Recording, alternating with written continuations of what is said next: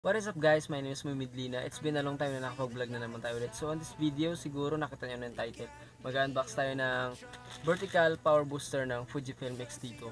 So in-order siya sa Shopee, no? So ano pang hinahantay natin, no? I-unbox na natin to. Let's go! So ayan, wala na intro.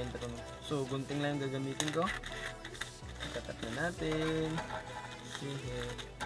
Parang gusto ko na po natin, plastic lang naman eh. Kanyang this product is manufactured for Japanese market. Just in case, we recommend you to use condom. Naka-bubble wrap.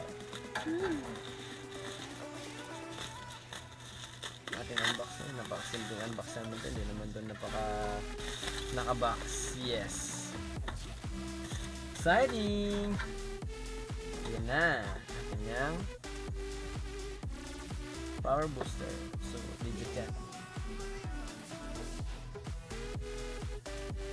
So ayan guys, ito yung rason kung bakit ako bumili nito. So una, syempre kasi maliit yung camera ko, yung grip niya. Medyo malaki kasi yung kamay ko, medyo nahihirapan ako pag matagal na. Pangalawa, since na mirrorless yan, hindi ganun yung mga unang labas sa mirrorless. Hindi ganun kaano yung battery, no. So dito kasi, pwede ka maglagay ng dalawang battery. So sabi ng mga napanood ko, no, halos lahat na napanood ko, almost 20 to 30% yung nadadagdag sa performance ng camera mo, lalo sa autofocus, no.